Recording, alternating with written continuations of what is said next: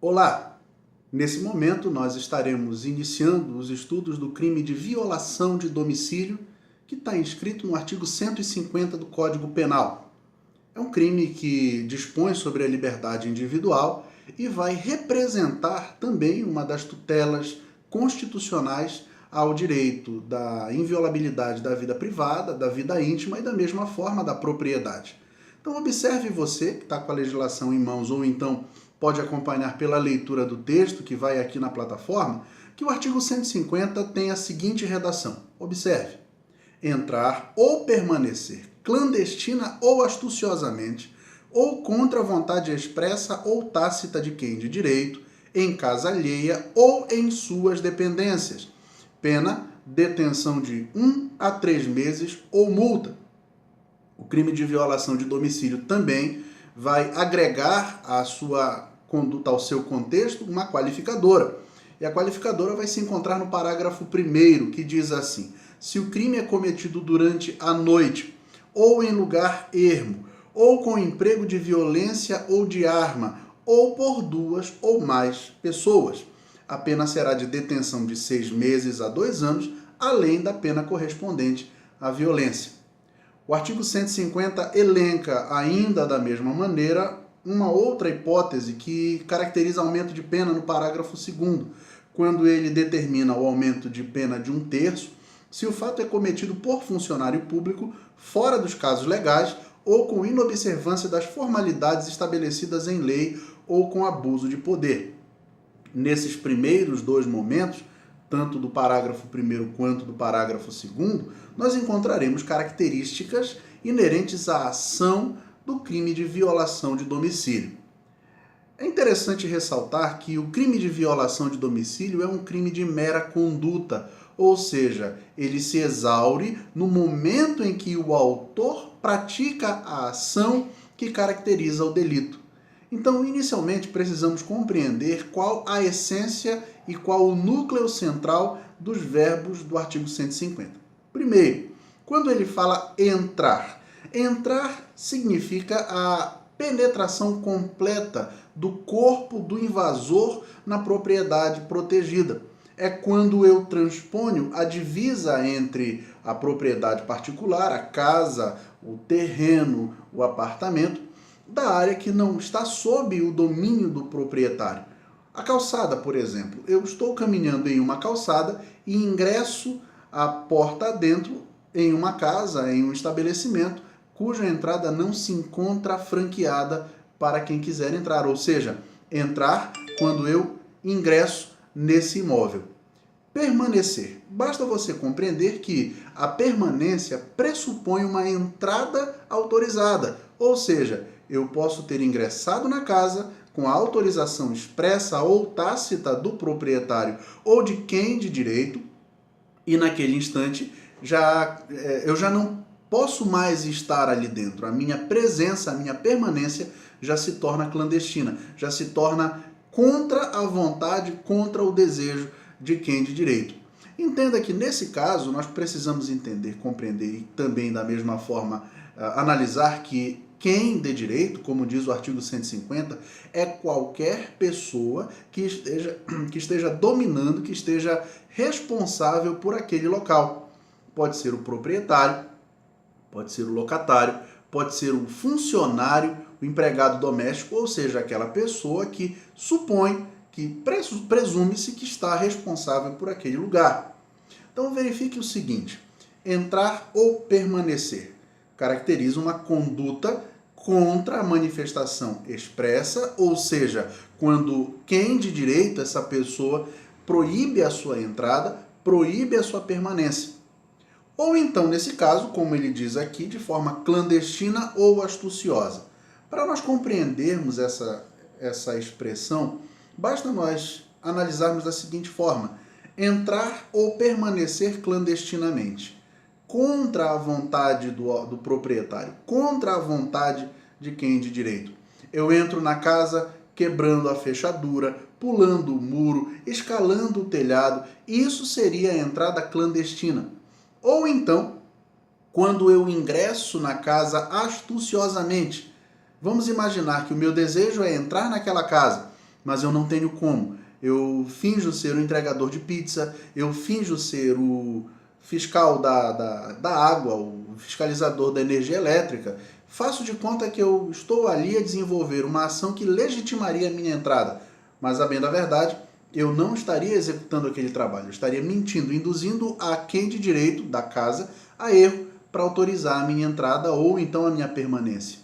Um outro fato também da permanência astuciosa seria, de repente, se eu atendesse a ordem de saída da pessoa que está na casa e de repente me escondesse na casa. A minha permanência é astuciosa e estaria, nesse caso, caracterizando o crime na forma do artigo 150. Observe mais ainda.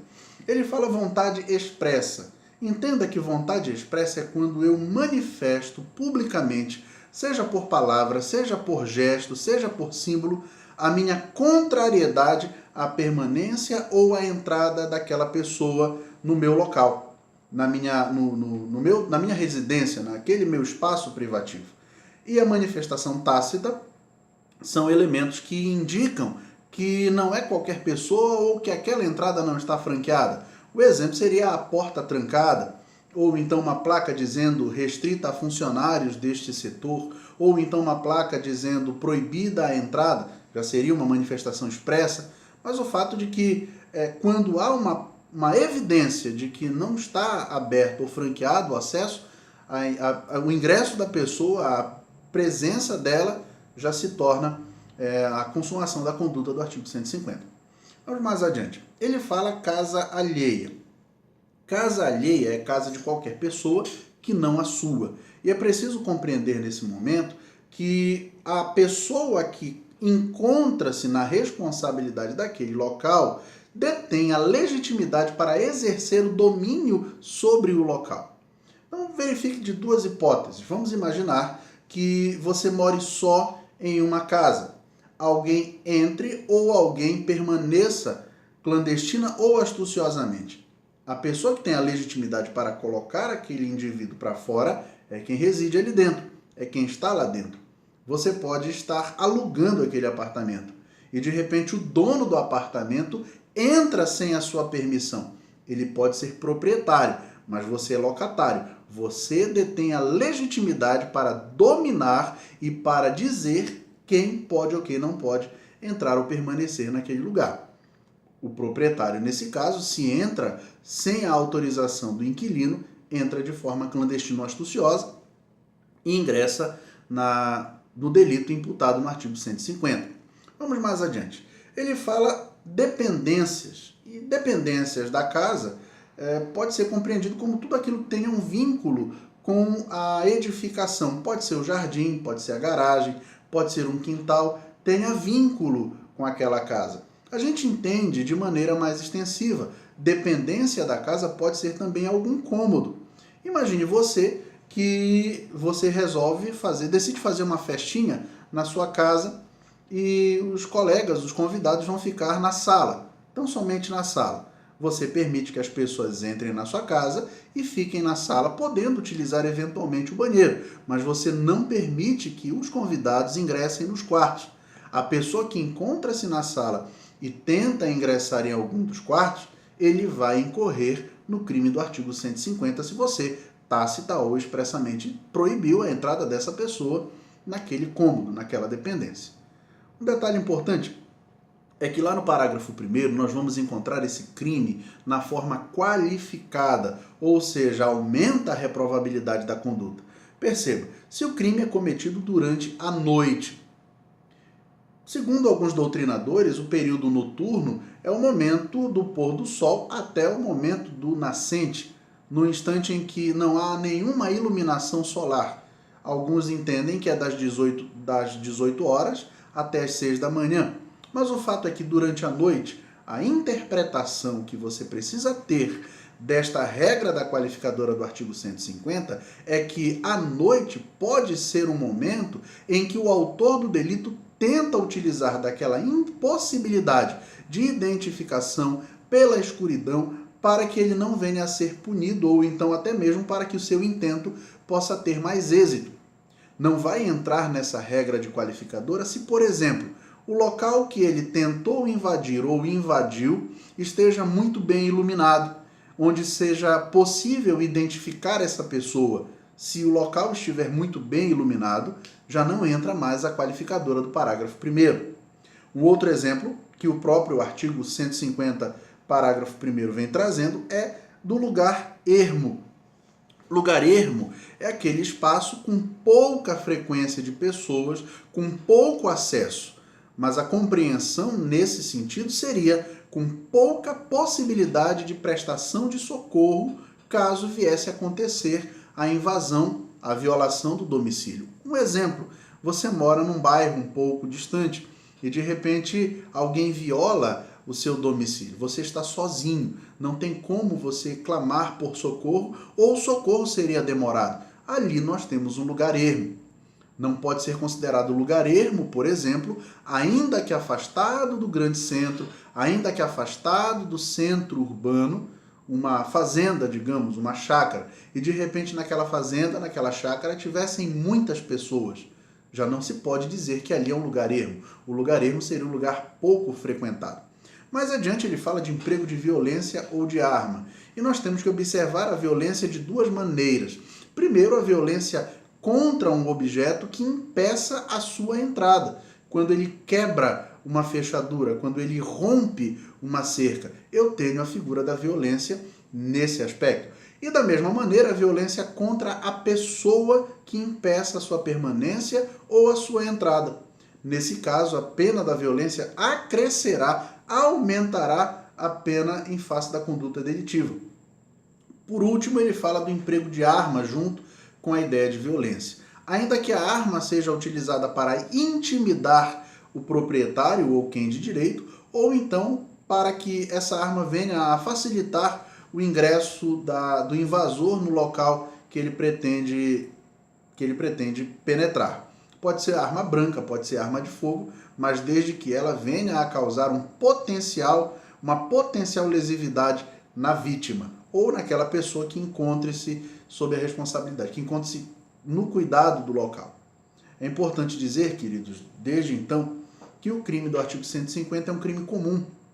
Qualquer pessoa pode ser autor desse delito e qualquer pessoa pode ser sujeito passivo desse delito. Vamos adiante. Lá no parágrafo 1º ele fala, por último, por duas ou mais pessoas. Naturalmente, nós estamos diante de uma figura que acrescerá a impossibilidade de defesa, ou melhor, reduzirá a condição de defensibilidade da vítima, caso essas mais de duas pessoas, por duas ou mais pessoas, venham a ingressar na propriedade. O exemplo disso seriam as invasões do movimento sem terra, as invasões do movimento sem teto em propriedades ocupadas ou em propriedades habitadas. Vale dizer que é atípica a conduta de violação de domicílio se aquele local não encontra-se ocupado, ou seja, não está sendo utilizado contumazmente, habitualmente para moradia, para residência, ou então se o local está abandonado. Se não existe o uso, se ele está abandonado. Então não tem como dizer que houve violação de domicílio para uma casa abandonada. Não posso dizer também que houve violação de domicílio para o local que não está habitado, que não está sendo utilizado de maneira contumaz. Vamos adiante. Parágrafo 2º vem falar do aumento de pena se o fato é praticado por funcionário público.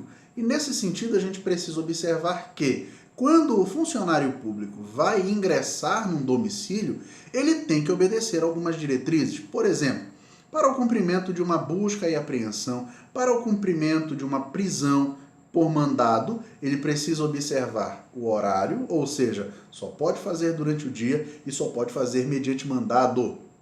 Se ele não obedecer essas ordenanças, ele incorre nesse aumento de pena. Da mesma maneira, ele fala em inobservância das formalidades estabelecidas em lei ou com abuso de poder, quando ele extrapola a sua competência. Um exemplo seria, digamos, o indivíduo funcionário público cumpre um mandado de busca e apreensão e permanece no local onde a busca e apreensão foi realizada contra a vontade do proprietário. Ele extrapolou aquele seu poder ingressa na regra do parágrafo 2º. Mais adiante, nós temos parágrafos 3º, parágrafo 4º e parágrafo 5º. Parágrafo 3º, queridos, vai falar das circunstâncias de afastamento de punibilidade. Ou seja, quando a pessoa ingressa no domicílio sem que esse ingresso seja caracterizado como invasão, como violação. Primeiro, durante o dia, com observância das formalidades legais para efetuar prisão, e nesse caso, prisão mediante mandado ou outras diligências. E já no parágrafo 2º, a qualquer hora do dia ou da noite, quando algum crime estiver sendo praticado ali, ou então na iminência de o ser. É o fato do flagrante delito. Se qualquer pessoa ingressar no domicílio para a prisão em flagrante delito, não vai existir a tipicidade do artigo 150. A Constituição expande, ela vai ampliar essas condições. Quando se trata de salvamento, quando se trata de tragédia, a pessoa pode ingressar no domicílio sem que haja a tipicidade dessa conduta. Mais abaixo, o parágrafo 4º esclarece para o sentido penal o que se compreende como casa. O inciso 1º do parágrafo 4º diz que é qualquer compartimento habitado. Pode ser uma cabana de acampamento, ali é uma casa, é um compartimento habitado, protegido pela norma penal. Aposento ocupado de habitação coletiva. Imagine você, um quarto de hotel, um quarto de pensão, um quarto de motel, estando ele ocupado, ele é protegido pela norma penal. E no inciso 3º, compartimento não aberto ao público, onde alguém exerce profissão ou atividade. Pode ser o escritório de advocacia, pode ser a farmácia, pode ser o laboratório, o consultório médico. O local em que o profissional exerce a sua atividade, se ele não franquear a entrada ao público, ele é protegido pela norma penal. Por último, o parágrafo 5º vai excluir todas aquelas hipóteses em que se compreenderia como casa. Primeiro, ele fala de hospedaria, estalagem ou qualquer outra habitação coletiva enquanto aberta, salvo a restrição do número 2 no parágrafo anterior, que seriam os aposentos. Ou seja, se o quarto de hotel, se o quarto de motel, se o quarto de pensão estiver ocupado, ele é protegido pela norma penal. Ainda que o hóspede não esteja no lugar, mas as coisas dele estão naquele local, é um local conhecido, considerado como protegido como residência ou como casa. Se não tem hóspedes e o quarto está aberto, ele não encontra-se protegido pela norma penal. Da mesma forma, as áreas comuns, saguão, corredores, recepção, enquanto abertos, não podem ser considerados como casa. O inciso 2º fala taverna, casa de jogo ou outras do mesmo gênero. Bares, restaurantes, shopping center, não é compreendido como casa, é um local aberto ao público, então não vai haver invasão ou violação se eventualmente a prática acontece naquele local. É preciso entender também, queridos, que há um interesse de domínio. A pergunta pode ser, e se de repente moram duas pessoas e uma pessoa autoriza a permanência ou a entrada e a outra não autoriza? Inicialmente a gente tem que entender a relação de domínio, a relação de mando e a relação de compartilhamento. O dono da casa é o patrão do funcionário. Então, nesse caso, se o dono da casa proíbe, o funcionário não pode permitir, sob pena de desobediência e, no caso, ele sendo também como conivente ao crime do artigo 150. Se for marido e mulher e ambos entram em dissenso, prevalece a negativa da presença da pessoa ou da permanência dessa pessoa no local protegido pela lei. Inicialmente são essas as considerações. Eu quero, antes de tudo, recomendar, agradecer a atenção de vocês e recomendar que qualquer dúvida, coloquem a sua pergunta na plataforma que nós estaremos respondendo. Ok? Um grande abraço, muito obrigado e bons estudos.